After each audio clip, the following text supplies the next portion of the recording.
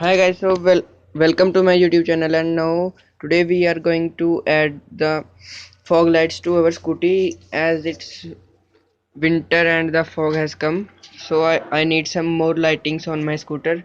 So these are the fog lights which I got from my friend, and these come from 100 to 200 pair, and today we will install it. Its installation is very easy.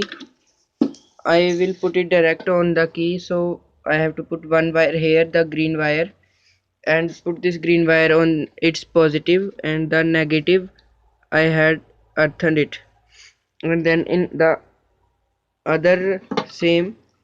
So when I key on my scooter, the lights will glow. And you can these are also my LEDs, and I am also going to film it yellow so can it cut the fog. So guys, let's take a view of this light after installing. And this is my headlight. It has modes, and this is one is my headlight.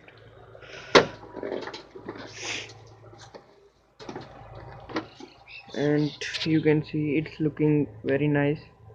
And I will on my indicators once.